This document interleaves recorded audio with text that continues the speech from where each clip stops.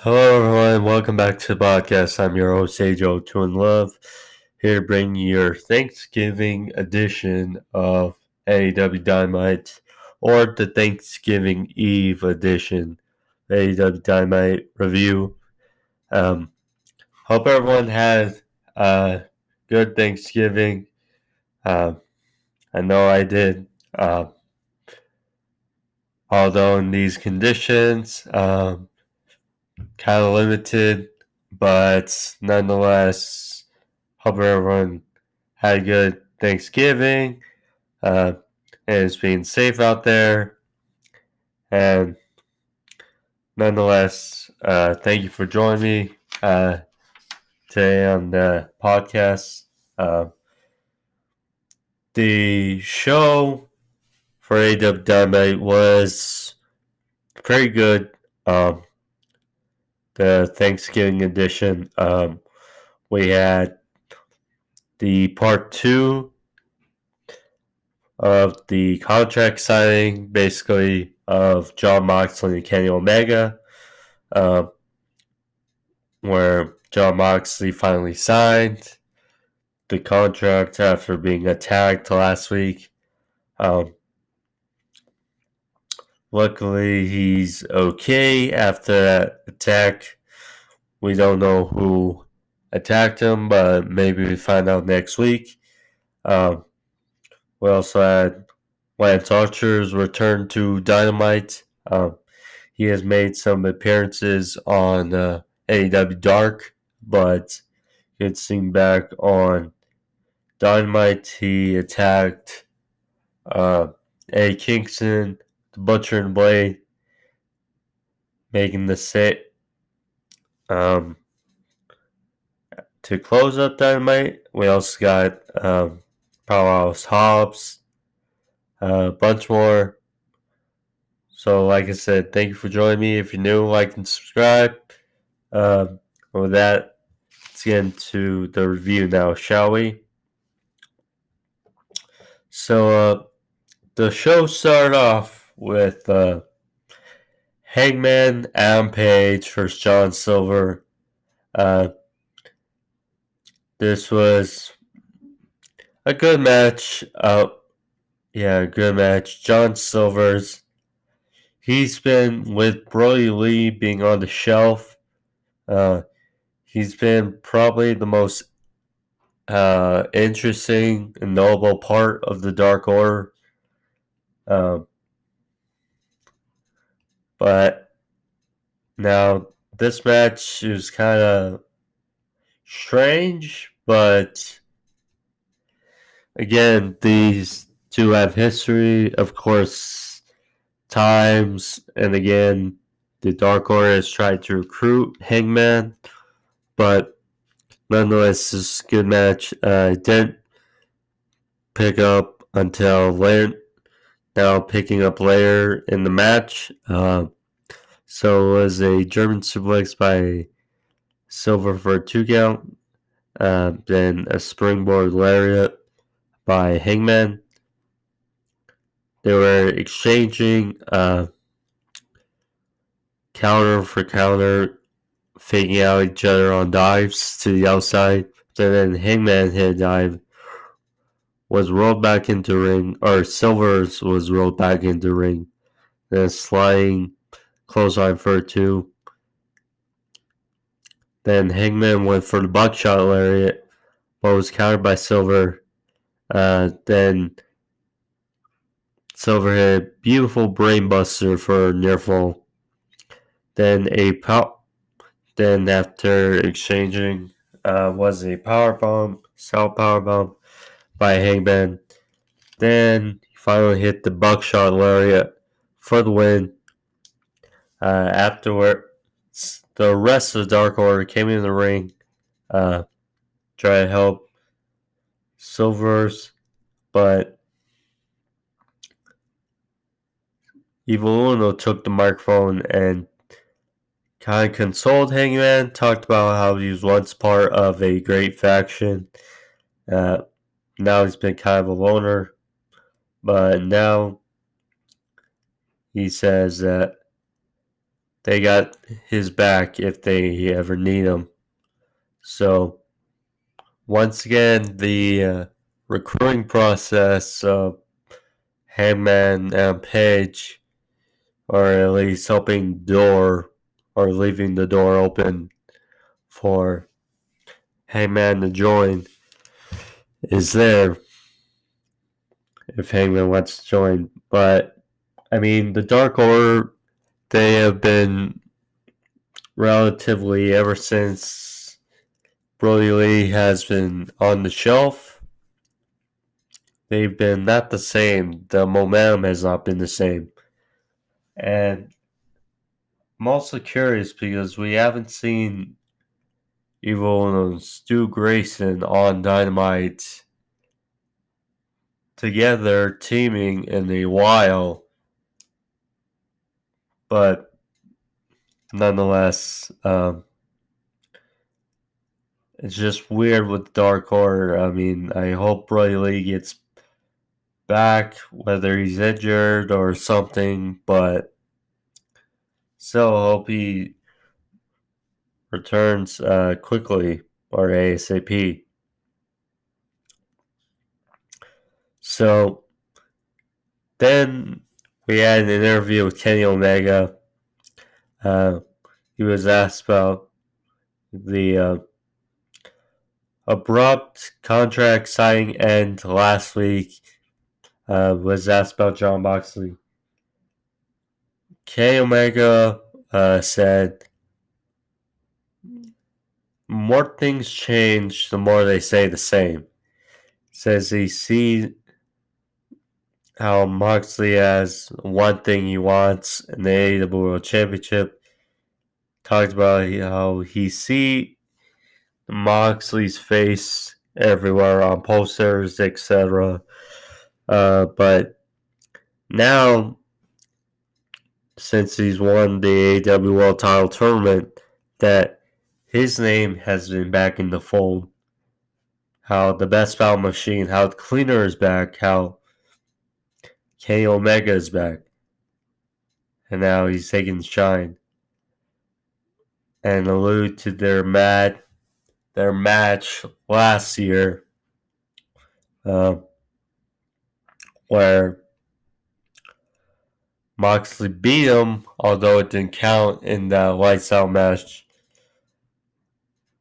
But he asked Moxley to leave the garbage wrestling at home. No chairs, no weapons, no anything. Just try to beat him with his ability.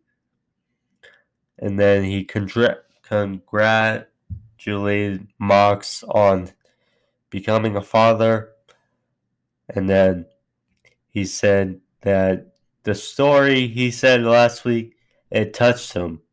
Although it makes me think that your dad was soft. And that my dad would kick the shit out of your dad. So you can also see in the facial expressions from Alex Marvez, who was interviewing, that this little dick coming out of Kenny Omega, I mean, the Cleaner, the heel, coming little by little out, the suit and the sunglasses, all of it is coming out of Kenny Omega, and little by little, we're seeing Kenny fold into that full heel again. So then next we had Powerhouse Hobbs versus, I believe, Lee Johnson. And this was short. Obviously, Will Hobbs now is called Powerhouse Hobbs. That's now a part of Team Taz. This was more a reinvention match to show him as a heel. He just tossed Lee Johnson around, threw him to the outside, threw him to the barricade. then landed a big front slam to Lee Johnson for the win. I mean, Hobbs, it almost looked like a world's strongest slam type of slam, the way it looked. But, I mean, the new look of Will Hobbs is okay. Now he's a heel and a part of the heel faction. But so then it was kind of a backdrop to what happened after the match. So after the match, because Taz was in commentary, he came out to the ring and he said, well,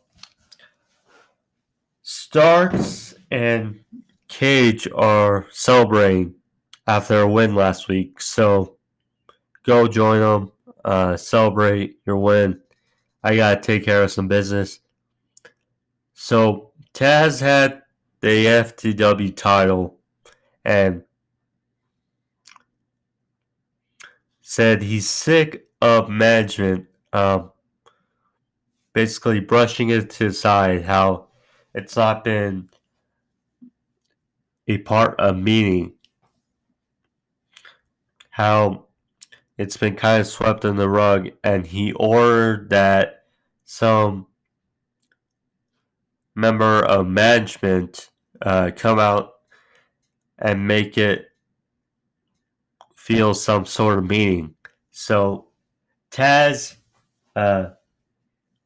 his mic cut out, and then he asked for Justin Roberts' microphone, and then that microphone cut off, and then Cody came from gorilla position, and he came out to talk to Taz, try to calm him down,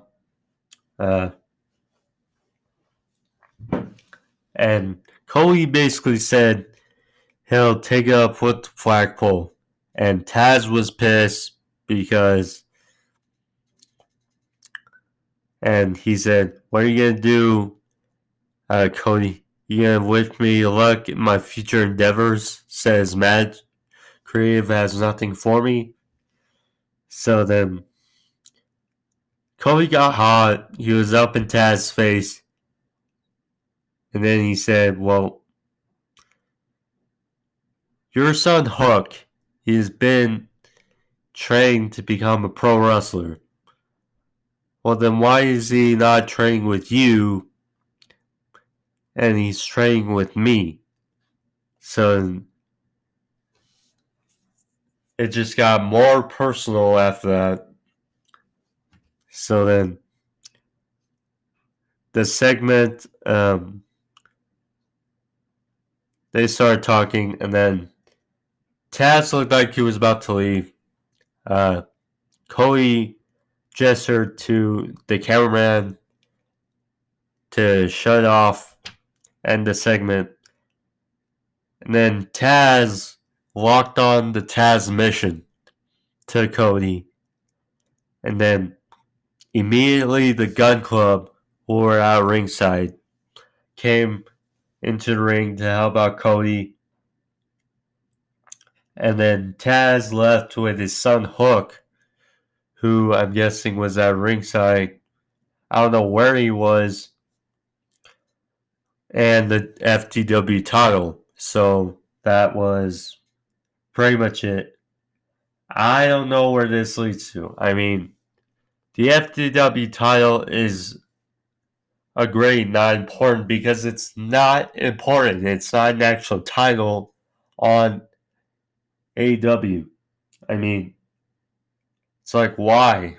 I mean, there's the AEW World title, there's the AEW Women's Championship, there's the NWA Women's Championship, which is being defended because AEW Women's Division is lacking, and B, NWA is not really doing anything at the moment, or their status is up in the air.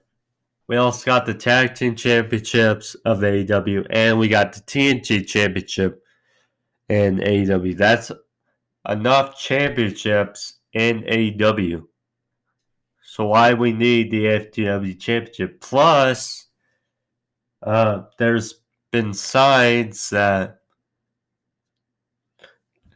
AEW could be going towards Trios Championships because of the Trios factions that are escalating in AEW. So that's enough titles. Why do we need the FTW Championship? It doesn't really have anything.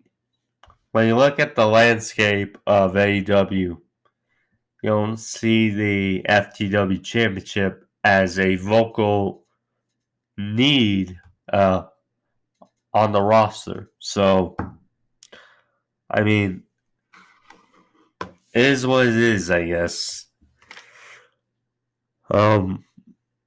Maybe this leads to something with Taz's son Hook, like they mentioned. I'm not sure. We'll just have to see. I don't know.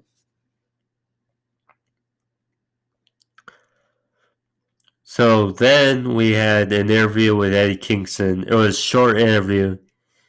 He was asked about Pac. He said things have changed. It's not the same as it was 8 months ago. And then he was interrupted by Jon Moxley. Moxley just got in his face, didn't say anything. And basically, as he was accusing, or as if he was accusing Kingston of being the one who attacked him last week. Moxley didn't say anything. He just stared down Kingston, and Kingston said, "You know it wasn't me. And you know who it was. You got enough on your plate, champ." So that was basically how it was. I mean, obviously, Kingston and Moxley, they have the history in AEW, but pretty much doubt that was Kingston. Although I wouldn't mind seeing another match with them, it's just not in the cards. And obviously, Kingston is feuding with the Death Triangle and the Lucha Brothers. So then we had Top Flight versus TH2. This is a good match. Top Flight, obviously, the new guys, new guns, the young guns in AEW, and what is AEW's growing tag team division. TH2, obviously, or another thing about Top Flight, of course, they had their debut match on Dynamite last week versus the Young Bucks and didn't disappoint. This match was good, if not better, than last week. TH2, I mean, they're talented, Jack Evans and Helico, but they don't really have that, I would say, it quality to them. But they are very talented and can bring it whenever they want. But this is fun. They were exchanging back and forth. Start the match. Well, the story here was TH2 trying to ground the newbies and Top Flight. Because Top Flight, obviously, they are a high-flying tag team. So, flying towards the outside, Top Flight, Shida, Cone Hero, the brother of the top. I'm still looking at their names. I believe Derry Thompson. He does a beautiful Tope Con Hero. Yeah, so they were fighting, and then it was a suplex, big splash combination off top rope for a 2 count. And then towards the end of the match, and Helico locked on a Indian death, I would say Indian deathlock inverted figure 4 onto one of the members of Top Flight and made them tap out for the win. TH2 so we're being on members Top Flight after match. And then the Young Bucks came out for the save. I mean, this was a good match. I would not mind seeing another one. TH2, I mean, they're the ones with experience. Kind of makes sense that they won here. Maybe another match is brewing. But I don't think this is over. Top Flight showed that they're here to stay. So far in their first 2 matches on Dynamite.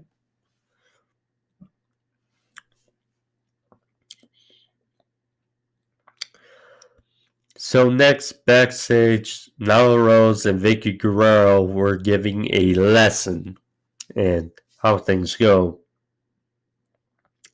And so they were talking about Brandy Rose. Talked about there's a given in their plans. And talked about how Brandy kind of has her friends and how she's given particular women the spotlight and certain and their jobs, and how there was a plan and reasoning as to helping Jay Cargill's attack last week on Brandy, which was so and so, but that was basically it. Where this leads to, I don't know. Like the AEW women's division is in shambles. Obviously, it's their Achilles heel. I don't know. We go from that to a pretty good vignette, kind of sit down with FTR and Tully Blanchard. This was the first time we heard from him since losing the titles to the Bucks at Full Gear. This is good.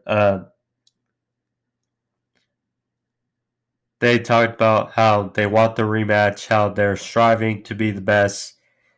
Tully said it's their destiny to be the tag team champions, and that they will be back. It's their destiny or it's his duty to coach them up, and that they will be tag team champions again. So, I mean, FTR can't wait for their return. I mean, there's still a bunch of matches in AEW that are still full for them to compete against, or a bunch of teams for them to compete against. That's how deep this division is. So then next we had SCU versus Chris Jericho and Jake Hager. Was Christopher Daniels and Kazarian. And the whole inner circle is out there, including MJF and Wardlow. So it was almost like a lumberjack match with how many members of the inner circle were at ringside. But yeah, so this was a nice match. Going to the end here. It was a diving flatliner by Daniels, and then a BME, best moonsault ever. Cool to see how Daniels at his age can still do it. But I mean, he hit the best moonsault ever, 4 near fall. And then while Daniels at the ropes, MJF behind the referee's back hit Daniels in the face with a Dynamite diamond ring. And Jericho hit the juice effect on Daniels. And then Jake Hager pinned him for the win. Good win for Hager and Jericho. Afterwards, Kazarian, he sucker punched MJF and tried to get revenge for his partner. But it was, I think, 7-on-1 assault. Yeah, 7-on-1 assault on Daniels, or excuse me, Kazarian. And then Scorpio Sky came out with a chair and thwarted off the members of the Inner Circle. And apparently next week, well, that might be the last time we see MJF with the Dynamite Diamond ring, because next week it's the second ever Dynamite Diamond Battle Royal. So, intrigued to see if MJF retains the ring or not. We'll see.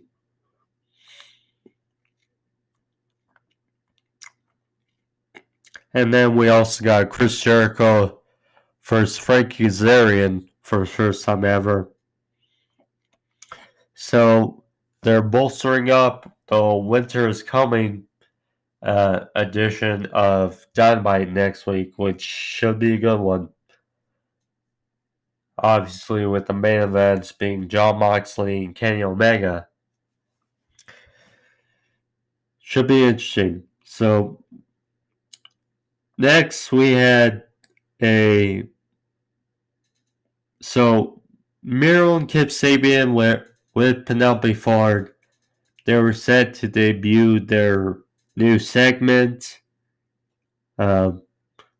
which was them basically playing video games, and then Orange Cassidy came in, turned off the TV, which obviously upset them. So then they were attacked by the best friends, and there was a brawl near the trucks, basically. And I mean, this feud is not over. I wish it was. I mean, Miro deserves better. Kip's also Trent and Chuck Taylor, the best friends. They're a good tag team.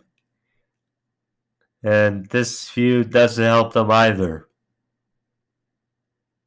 Kip Sabian, he's been here or there. Obviously, he's marrying Penelope Ford, which is a good thing, but this feud is just odd, very odd. So next we got part 2, like I said, basically of the contract signing between Jon Moxley and Kenny Omega. Omega was set to make his monumental entrance, but so in the entranceway there's the silhouette of Kenny Omega, and then right before he was gonna come out, we saw another silhouette, and it turned out to be Jon Moxley, who ambushed Kenny Omega right before his entrance, attacked him, and they brawled towards the ring, and then Moxley hit Omega with a paradigm shift onto the AEW World Title. And Tony Schiavone was in the ring, obviously with the table, was wearing the weirdest looking pants I've ever seen. Some pink pants, I don't know why. That was just so odd to see, but so Moxley cut a quick promo, said that you only got one shot and don't you miss. So he signed the contract. He shook Tony Schiavone's hand and he left. So that was basically it. Jon Moxley, I tell you, besides those weird pants by Tony Schiavone, this was a good segment. And I mean, I didn't recognize it at first, but it was a good touch by Moxley, attacking Omega before his entrance. And, well, in this segment, Moxley said whoever Omega hired to take him out did a poor job. So, obviously, Moxley thinks Omega has something behind it. Of course, we still did not know. Perhaps we find out next week whether it's in the match or conclusion of the match. Should be interesting. It's a nice little element adding towards the intriguing part of this match.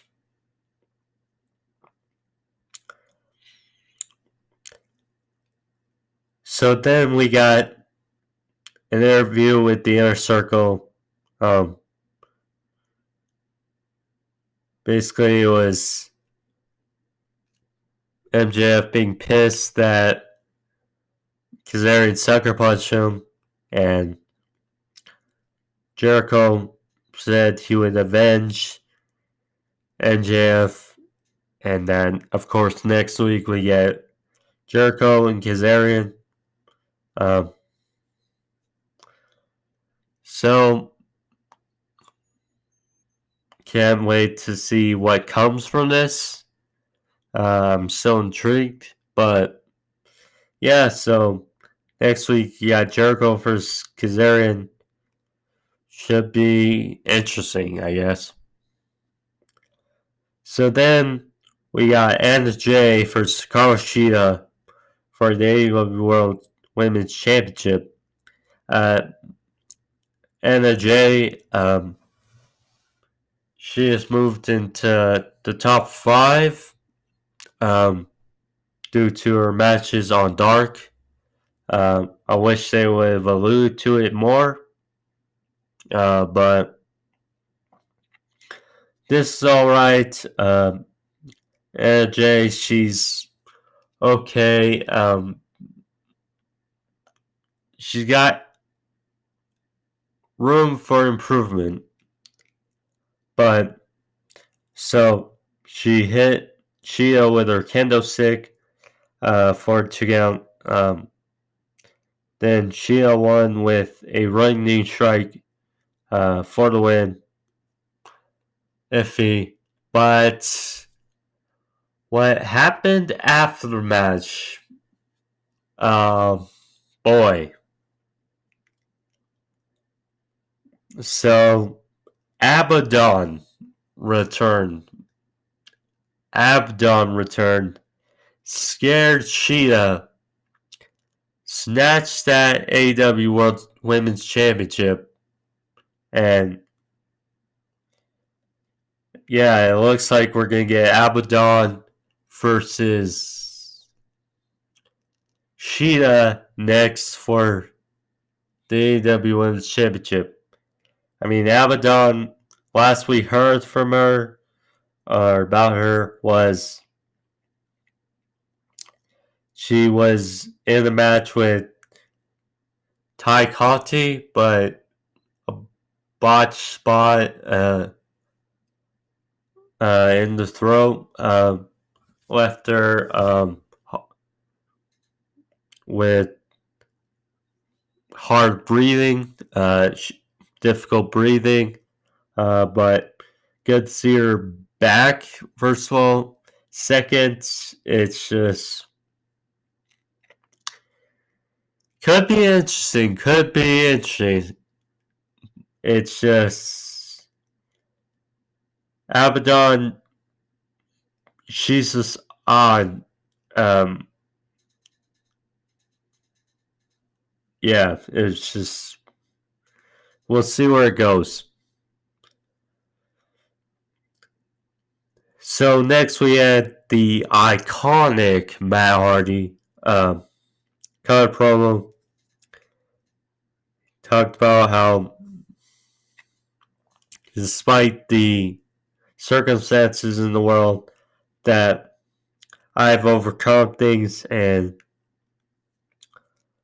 I had a good Thanksgiving, and that if you're feeling down about yourself, think about what Matt do, survive and win. So this was iconic Matt Hardy. Now, for those who have not didn't see it in TNA, this was the more heelish Matt Hardy. So perhaps they use it. And Matt Hardy being a heel. I don't know, perhaps because he's got obviously extreme Matt Hardy, broken Matt Hardy, and iconic Matt Hardy. So we'll see.